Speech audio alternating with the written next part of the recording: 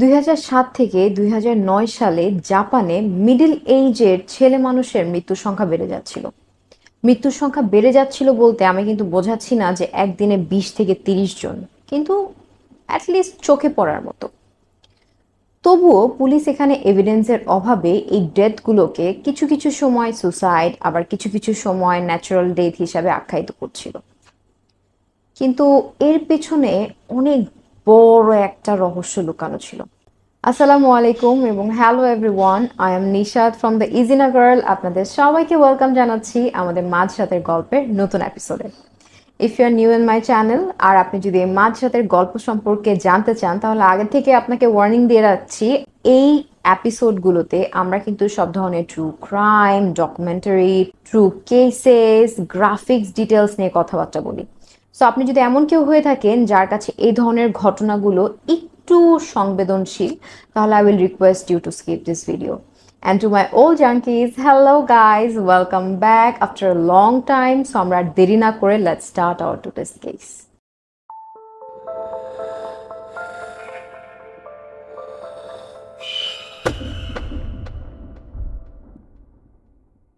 কানায়া কানজিমা উনি 1974 সালে নাকাসিতাসু জাপানে জন্মগ্রহণ করেন।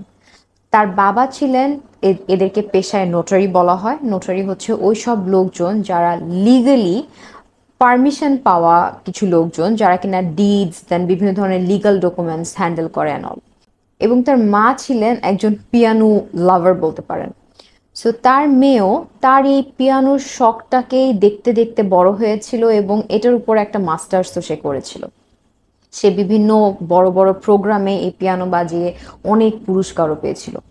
এবং তার ফ্যামিলিতে আরও তার ভাই বোন ছিল। আর সে হচ্ছে ওই টাইপের মেয়ে যাকে কিনা তার বাবা মা আর কি আইডল হিসেবে প্রেজেন্ট করতো তার ছোট ভাই বোনদের সামনে।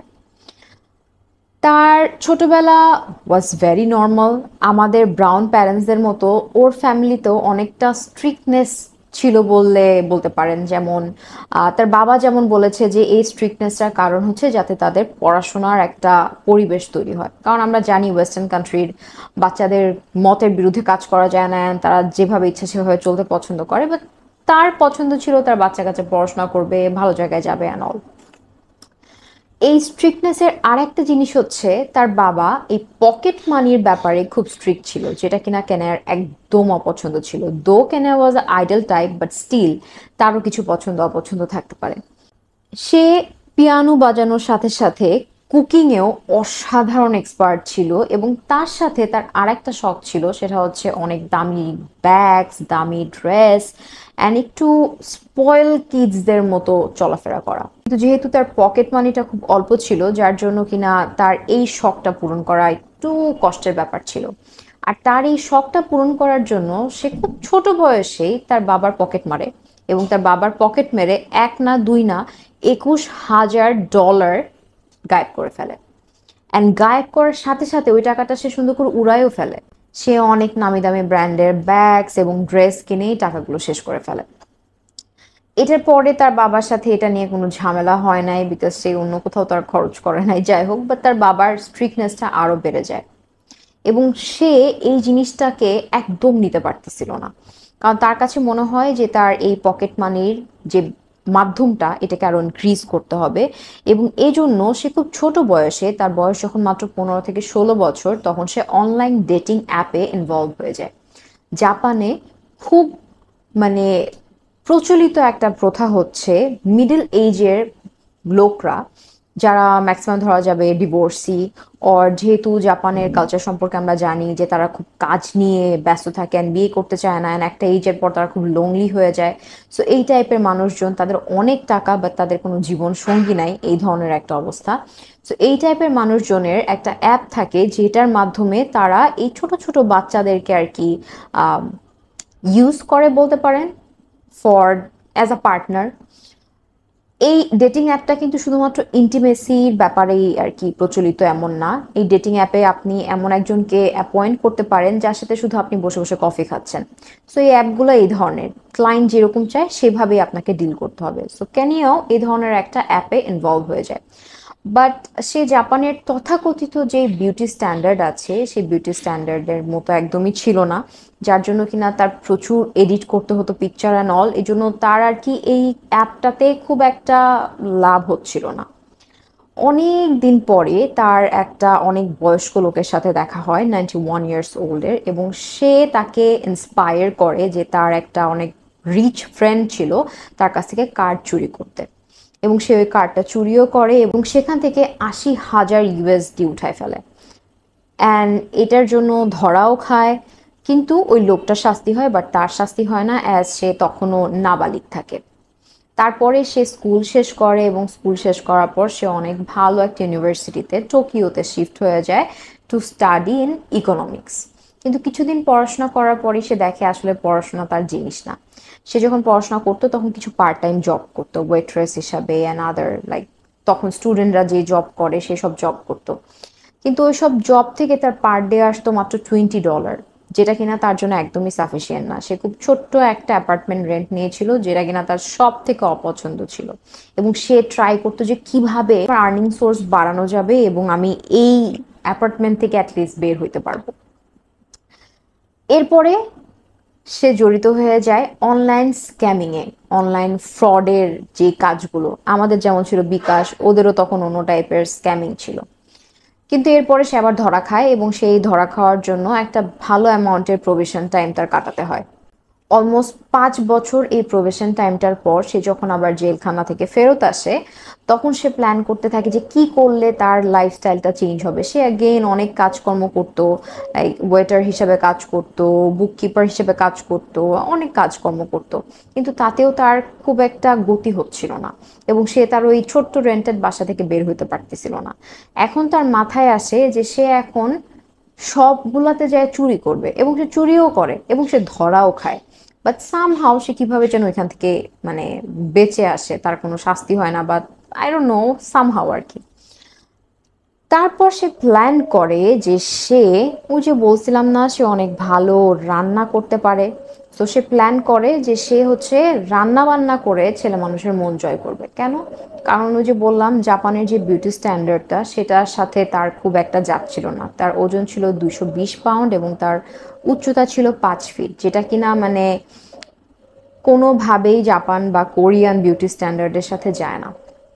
এখন সে প্ল্যান আঁটে যে সে বিভিন্ন অনলাইন সোশ্যাল সাইটসগুলোর মাধ্যমে ওই সব লোকদেরকে টার্গেট করবে যারা কিনা একটু লোনলি, ডিভোর্সি, বা কোনো গার্লফ্রেন্ড নাই, অ্যান্ড তাদের বয়স অনেক, আর তারা হচ্ছে লাইফ পার্টনার খুঁজতেছে। এখন সে যেহেতু দেখতে অতটা মানে ওদের স্ট্যান্ডার্ড অনুযায়ী সুন্দর ছিল না, তার প্ল্যান হচ্ছে তার যে কুকিং স্কিলটা, ওই স্কিলটা দিয়ে সে সবাইকে অ্যাট্রাক্ট করবে। আর তার মধ্যে আরেকটা প্লাস পয়েন্ট ছিল, সে খুব সুন্দর করে কথা বলতে পারতো, আর খুব সুন্দর গুছানোভাবে নিজেকে রিপ্রেজেন্ট করতে পারতো, এবং কোনো একটা মুমেন্টে ধরেন একটা সিচুয়েশনে পড়ছে, শি নোজ যে তাকে কি বলতে হবে। সো সে বিভিন্ন সাইটগুলোতে খুঁজতে থাকে যে কিভাবে কি করলে বা কাকে টার্গেট করা যায়। অ্যান্ড ফাইনালি 2001-এ তার সাথে একজন 64 বছর বয়সী লোকের পরিচয় হয়, এবং সে আসলে একটা লাইফ পার্টনার খুঁজতেছিল। অ্যান্ড কেনিয়াকে দেখে তার কাছে মনে হয়েছে যে ও সুন্দর না, কিন্তু অনেক প্রেজেন্টেবল। তার প্যারেন্টসকেও এই কথা বলে যে তার একটা মেয়েকে পছন্দ হয়েছে, সে তার মাকেও বলে এবং মাকে দেখায়ও। বাট মা যখন অপোজ করে যে না, অ্যাজ আ পুত্রবধূ তার কাছে এই মেয়েকে পছন্দ হয় নাই, তখন সে বলে যে শোনো মা, সুন্দর মেয়েদেরকে দেখে তুমি 3 দিনে বোর হয়ে যাবা, কিন্তু একটা অসুন্দর মেয়ে বাট এত কোয়ালিটিস, এরকম মেয়েদেরকে নিয়ে তুমি বোর হবা না। এ ধরনের অনেক কথা বলে। অ্যান্ড কেনিয়াও মিন টাইম তাকে অনেকভাবে অনেক কিছু বলতে থাকে। তাদের সাথে পরিচয় হওয়ার এক পর্যায়ে সে বলে যে তার প্যারেন্টস হচ্ছে প্লেন ক্র্যাশে মারা গেছে, অ্যান্ড যার জন্য তার পড়াশোনা শেষ করতে পারে নাই, সে ক্লাস করতে ইচ্ছুক, এবং তার ইউনিভার্সিটির জন্য অনেক বড় অ্যামাউন্ট অফ মানি লাগবে। এই ডেটিং এর 2 সপ্তাহের মধ্যে এইসব কথাবার্তা সে বলে, এবং এই লোকও তার অ্যাকাউন্টে বিশাল অ্যামাউন্ট অফ টাকা ট্রান্সফারও করে দেয়। কিন্তু 2007 সালে সে বুঝতে পারে যে আসলে Kenya is not a good girl, সে আসলে তার সাথে চিট করতেছে। কিভাবে বোঝে এই সম্পর্কে কোথাও কিছু আমি পাই নাই, বাট তার কাছে মানে সে উপলব্ধি করে যে আসলে ও চিট করতেছে। অ্যান্ড এই জিনিসটা জানার কিছুদিন পরেই এই লোকটাকে তার অ্যাপার্টমেন্টে মৃত অবস্থায় পাওয়া যায়। অলসো তার অ্যাকাউন্ট থেকে 50,000 ইউএসডির একটা ট্রান্সফার হয় তার অ্যাকাউন্ট টু তার এক্স গার্লফ্রেন্ডের অ্যাকাউন্ট। কিন্তু পুলিশের কাছে যখন এই ডেথটা ফাইল রিপোর্ট হয় আর কি, তখন পুলিশ এটাকে ন্যাচারাল ডেথ হিসাবে আখ্যায়িত করে, অ্যান্ড এটার কোনো কেস বা অন্য কিছু বা জিজ্ঞাসাবাদ এই ধরনের কিছুই আসলে আগায় না। নেক্সট ভিকটিমের জন্য কেনে again social medias and others dating অ্যাপসগুলোতে ঘাটাঘাটি করতে থাকে, অ্যান্ড ওই টাইমে তার সাথে পরিচয় হয় একজন অনেক বড় সাকসেসফুল ইঞ্জিনিয়ার, তার নাম হচ্ছে টিও টাটা। তার বয়স 52 বছর এবং সেও একজন এমন কাউকে খুঁজছিল যার সাথে সংসার করা যায়। আর কেনিয়ারও প্রেজেন্সটা এত সুন্দর যে সে একজন পিয়ানো টিচার, তার কুকিং পেজ আছে, সে অনেক সুইট একটা কাম টাইপের একটা মেয়ে। সে সুন্দর না, বাট তাছাড়া একটা মেয়ের যত গুণ থাকা দরকার সব গুণ তার আছে। অ্যাগেন টিও টাটাকেও সেম ভাবে কেনিয়া অ্যাপ্রোচ করে যে তার ইউনিভার্সিটির একটা বড় একটা ফিজ লাগবে, এই ফিজটা যদি দিতে পারে তাহলে তার পড়াশোনা আগাইতে পারবে। সে পিয়ানো শিখতে চায়, পছন্দ করে, তার প্যারেন্টস প্লেন ক্রাশে মারা গেছে অ্যান্ড অল এই ধরনের সবকিছু বলে। টিও টাটার মাকেও, মানে মার সাথে তার যে কনভারসেশনস গুলো সেখানেও সে কেনিয়াকে নিয়ে অনেক প্রেজ করতে থাকে যে সে একদম মনের মতো একটা ব্রাইড পাইছে অ্যান্ড অল। এই মিন টাইম কেনিয়া আর একটা জব পায় অ্যাজ আ কেয়ার গিভার। এটা হচ্ছে 73 বয়সী একটা লোকের, কেনজো তার নাম, এবং সে একজন অনেক বিখ্যাত একটা আর্টিস্টের ছেলে। বাট তার কিছু ফিজিক্যাল জন্য তার নার্স খুঁজছিল এবং সে এই নার্স হিসাবে যুক্ত হয়। কেনিয়া আবার কেয়ার গিভার হিসাবে অ্যাডসও দিত, সেইভাবে আর কি তাকে অ্যাপয়েন্ট করে। কেনজো কেনিয়াকে এত পছন্দ করতো, কেনিয়া তাকে রান্না করে দিত, কেনিয়া তার যে কোনো উইশ পূরণ করার জন্য একদম 100 পায়ে খাড়া থাকতো, অ্যান্ড একদম within a very short time Kenzo এত ভয়ঙ্করভাবে ডিপেন্ডেন্ট হয়ে যায় কেনিয়ার উপর। যেমন কেনিয়া জাস্ট তাকে বলে আমার টাকা লাগবে, কেনজো জাস্ট বের করে তাকে দিয়ে দেয় without any question.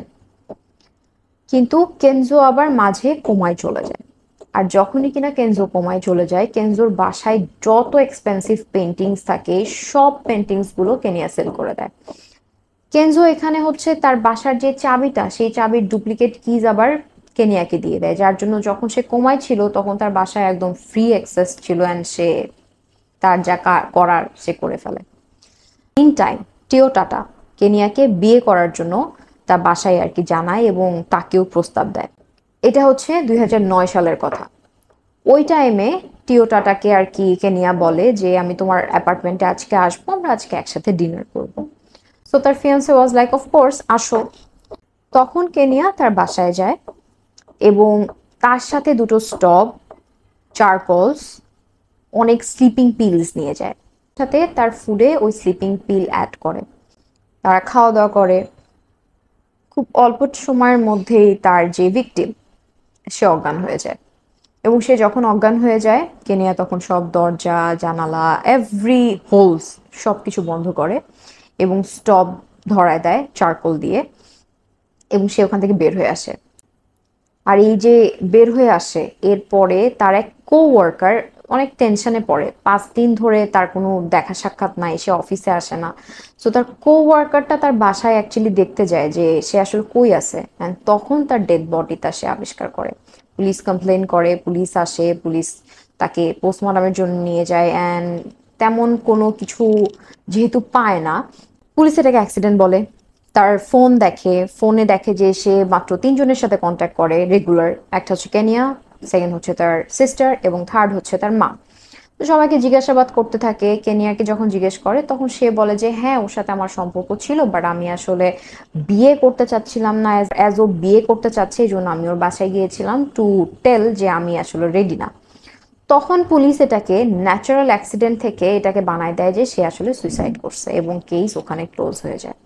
Kenzo 2009-এ coma থেকে ব্যাক করে এবং মের 15 তারিখে কেনজোকে দেখতে যায় হচ্ছে কেনিয়া, এবং দেখতে যাওয়ার সময় সে অনেক মজার মজার খাবার তৈরি করে নিয়ে যায় কেনজোর জন্য, এবং সেম ওয়েতে সে কেনজোর বাসায় যায়, কেনজোকে খাওয়ায়। কেনজো কোনো ধরনের ডাউট না করেই তার ফুডসগুলো খায়, বিকজ সে তো নার্স ছিল তার।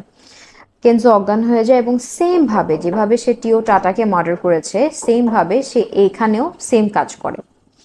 এখন পুলিশ আবার তার বডিটা উদ্ধার করে, পোস্টমর্টমে নিয়ে যায়। পোস্টমর্টমের যখন রিপোর্ট আসে তখন তার বডিতে কিছু ফরেন মেডিসিনস পায়, বাট দেন এগেন তারা এটাকে খুব একটা কেয়ার করে না, যেটা একটা পেশেন্ট ছিল কিছুদিন আগে কোমায় ছিল, এখন মানে ডেথ হইতেই পারে, it's just a natural death, এটা বলে এই ডেথটাকেও তারা ক্লোজ করে দেয়। এই কেনজোর অ্যাকাউন্ট থেকেও কিন্তু সে একটা বিশাল অ্যামাউন্ট অফ মানি ট্রান্সফার করে এবং সেটা ছিল 112K USD। তা আমার প্রশ্ন হলো, এই যে প্রত্যেকটা ডেথ অ্যান্ড দেন যখন এই ধরনের একটা ডেথ রিপোর্ট হয় তখন মানে এতদিন পড়াশোনা করে বা এতদিন এই কেসগুলো নিয়ে দেখার পরে আর কি যেটা মনে হয়েছে যে একটু হলেও তো ঘাটাঘাটি হয়। তো প্রত্যেকের অ্যাকাউন্ট থেকে এত বড় একটা অ্যামাউন্ট অফ মানি যে ট্রান্সফার হয়ে যাচ্ছিল, এই জিনিসটা কেন কখনোই কারো চোখে পড়ে নাই, আমি এই জিনিসটা মানে বুঝতেই পারলাম না যে এই কেসটার অনেকগুলো লুপ হোলস ছিল। নেক্সট কেনিয়ায় এরপরে খুব তোড়ঘোড় করে লেগে যায় নেক্সট ভিকটিমের জন্য, যে নেক্সট সে কাকে সিলেক্ট করবে তার খয়েশ পূরণ করার জন্য। ফাইনালি জুলাই 2009-এ তার সাথে পরিচয় হয় 41 বছর বয়সী একজন খুবই সাকসেসফুল একজন মানুষ, তার নাম হচ্ছে ইয়োশিওকি। ইয়োশিওকি হচ্ছে রিয়েল স্টেটের বিজনেস করতো এবং তার অনেক টাকা ছিল, বাট দেন অ্যাগেন সে খুব লোনলি ছিল এবং সে এমন একজনকে খুঁজছিল যার সাথে সে তার লাইফ টাইমটা আর কি কাটাতে পারবে, লাইফটা কাটাতে পারবে। এবং তার যেহেতু বয়স অনেক হয়ে গেছিল, সে সুন্দরী মেয়েদেরকে একটু ভয় পাইতো, তার কাছে সুন্দরী মেয়ে মানেই হচ্ছে স্ক্যামার মনে হইতো। কিন্তু যখনই তার ইনিয়ার সাথে পরিচয় হয় তখন তার কাছে মনে হয়েছে যে সে খুব সফট, খুব কাম, খুব মানে কিছু থাকে না দেখলেই মনে হয় ম্যারেজ ম্যাটেরিয়াল, একদম সেম ম্যারেজ ম্যাটেরিয়াল বলা যায়। সে তার মাকে ফোন দেয়, সে তার মাকে বলে খুব খুশি যে সে ফাইনালি এমন একজনকে পাইছে যাকে সে লাইফ পার্টনার হিসাবে আর কি গ্রহণ করতে পারে। তার মা তাদের থেকে একটু দূরে থাকতো, অন্য একটা সিটিতে থাকতো। তার সাথেও সেম কাজটা করে কেনিয়া, তাকে বলে যে সে ইউনিভার্সিটিতে পড়াশোনা করতে চায় এবং তার টাকা লাগবে, এই কথা বলে সে তার কাছ থেকেও একটা ভালো অ্যামাউন্ট অফ টাকা বের করে নিয়ে আসে তার এই পড়াশোনা পারপাসে খরচ হবে বলে। তারপরে এই সম্পর্কটাও কিছুদিন যাওয়ার পরে কেনিয়া এবং তার বয়ফ্রেন্ড প্ল্যান করে যে সে তার মার সাথে দেখা করতে যাবে, সো তারা ওখানে যায়। ওখানে যাওয়ার পর তার মার সাথে তার তার হুবু বউকে পরিচয় করায় দেয় এবং তার হুবু বউ তাদের জন্য খাবার দাবার রান্না করে এবং সে খাবারে সে প্রচুর পরিমাণের ঘুমের জিনিসপত্র আর কি মিশায়।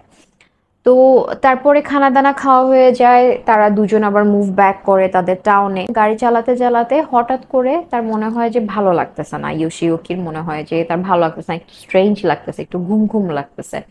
সে গাড়ি থামায় ফেলে এবং খুব মানে ধূপ করে সে ঘুমায় যায়। তখন সেম ওয়েতে কেনিয়া তার পিছনে চারকোলের মানে যেভাবে সে বাকি ডেডার গুলা করছে স্টোভ দিয়ে চারকোল দিয়ে আর কি, ধোয়ার থ্রু, সাফোকেটিং এর থ্রু তারা যে মারা যায়। এবং চারকোলটা ইউজ করে কার্বন মনোক্সাইড গ্যাসের থ্রু আর কি এরা মানে মারা যায় আর কি। তো সে এখানে কিছু ভুল করে। ফার্স্ট ভুল তার হচ্ছে, যেখানে তাদের গাড়িটা থামছিল সেখানে একটা ক্যামেরা ছিল, সিসিটিভি ক্যামেরা। সেকেন্ড হচ্ছে, সে গাড়ি থেকে যখন বের হয়ে আসে তখন গাড়ির চাবিটা তার কাছে ছিল। তো পুলিশ যখন এই কেসটার দেখে এবং এই কেসটাকেও তারা সেম ভাবেই থামাই দিতে গেছিল, কেনিয়াকে তারা আনে পুলিশ ডিপার্টমেন্ট, তাকে জিজ্ঞেস করে, কেনিয়াও সেম কথা বলে যে আমার ওকে আর ভালো লাগতেছিল না, এই জন্য আমি আসলে ওর কাছ থেকে চলে যেতে চাচ্ছিলাম। বাট দেন এগেন ওই যে ক্যামেরা, ওই ক্যামেরাটা তারা দেখে এবং সেখানে দেখে যে সে গাড়ি থেকে বের হয়ে আসছে এবং গাড়ি থেকে যখন সে বের হয়ে আসছে তার কিছুক্ষণ পরে গাড়িতে প্রচুর গ্যাস। কিন্তু তারা কেনিয়াকে ডাকে এবং কেনিয়াকে জিজ্ঞাসাবাদ করায়, তাদের ওই সেম কথাই আসে যে সে আসলে ওকে না করতেছিল এই জন্য এটসেট্রা এটসেট্রা। সো তারা আর কিছু খোঁজ খবর না নিয়েই এই কেসটাকেও ক্লোজ করে দেয়। মানে হাউ, পুরা কেসটা ক্লোজ। ফাইনালি সেপ্টেম্বরে 15 তারিখে 2009-এ সে তার নেক্সট ভিকটিমকে যখন টার্গেট করে তখন ওই ভিকটিমের বোন একটু সন্দেহ করে কেনিয়াকে। কেন? কারণ তার ভাই তাকে বলে যে তার পরিচয় হওয়ার পরেই সে বেশ কিছু বড় একটা অ্যামাউন্ট আর কি ওই মেয়েটাকে দিয়েছে। তো তার বোনের মাথায় লাগে যে ডেটিং অ্যাপে পরিচয় হয়েছে, দেন টাকা নিল, এত ফাস্ট একটা বড় অ্যামাউন্ট অফ টাকা নিচ্ছে। এই জন্য সে পুলিশকে সাথে সাথে কল করে অ্যান্ড পুলিশের কাছে কমপ্লেইনটা লিখে। পুলিশ আসে এবং তাকে জিজ্ঞাসাবাদ করে, মিন টাইম তার বাসায় রেড চালায়। বাসায় যখন রেড চালায় তখন তারা দেখে যে তার বাসায় অনেকগুলো charcoal and then stove and অনেক মেডিসিন, আনপ্রেসক্রাইবড মেডিসিন। আস্তে আস্তে তারা সবগুলো কেসকে রিকানেক্ট করতে থাকে। কেনজোর ডেথ, যে মেডিসিনগুলো তার বাসায় ছিল, কেনজোর বডিতে ওই মেডিসিনগুলোর অস্তিত্ব ছিল। Second, charcoal. প্রত্যেকটা কেসে কার্বন মনোক্সাইডের যে প্রেজেন্সটা, এই যে চারকোল। অ্যান্ড দেন এগেন তার অ্যাকাউন্টে বিভিন্ন অ্যাকাউন্ট থেকে ভালো অ্যামাউন্ট অফ মানি ট্রান্সফার হয়েছে, এবং প্রত্যেকটা হচ্ছে তার যাদের কেসকে তারা sometimes suicide sometimes natural death বলে ক্লোজ করেছে, তাদের অ্যাকাউন্ট থেকে তার অ্যাকাউন্টে ট্রান্সফার হয়েছে। সো এই সব এভিডেন্স যখন পুলিশ একসাথে মার্চ করে, তখন তারা একদম শিওর হয়ে যায় যে এতদিন যাকে তারা বলছিল যে ন্যাচারাল ডেথ অর সুইসাইড, ওগুলো অ্যাকচুয়ালি মার্ডার ছিল। আর এই ট্রায়ালটা 100 দিন ধরে হইতে থাকে এবং ফাইনালি 2012-এ তার ডেথ সেন্টেন্স অ্যানাউন্স করা হয়। আমি তো জাস্ট কয়েকটা ডেথের কথা বললাম, এখানে আরও কিছু ডেথ আছে যেগুলোকে সরাসরি যুক্ত করা না হলেও অনেকটা মনে হয় যে এর সাথে রিলেটেড। যেমন যে রুমমেট, সে হঠাৎ করে একদিন জানা যায় সে পানিতে ডুবে মারা গেছে। এছাড়াও আরও দুজন মিড রেঞ্জের লোক ছিল যারা কিনা পানিতে ডুবে মারা গেছে। সেম ভাবে লাইক রুমমেটটাও পানিতে ডুবে মারা গেছে 2007-এ। আবার যেই দুজন লোকের কথা বললাম মিড রেঞ্জের, তারাও পানিতে ডুবে মারা গেছে 2009-এ। সো এই ডেথগুলা তার সাথে রিলেটেড কিনা পুলিশ এটাকে বলে নাই, স্টিল সবাই অ্যাজিউম করে এরাও তারই ভিকটিম ছিল। সো ফাইনালি তাকে 3টা মার্ডার এবং 6 জনের সাথে ফ্রড অ্যাক্টিভিটিসের জন্য আসামি হিসাবে গ্রেফতার করা হয় এবং 2012-এ তাকে ডেথ সেন্টেন্স দেওয়া হয়। অ্যান্ড তাকে নাম দেওয়া হয় জাপানের black widow. So that's a case of black widow. I hope you liked today's story. If you're new in my channel and if you like to crime and murder stories, don't forget to subscribe my channel. And if you're my old subscriber, thank you so much for watching me again. And অবশ্যই ভুলবেন না to share it with your friends যাতে আমরা খুব জলদি 20K hit করতে পারি. I hope to see you guys soon. Allah Hafiz.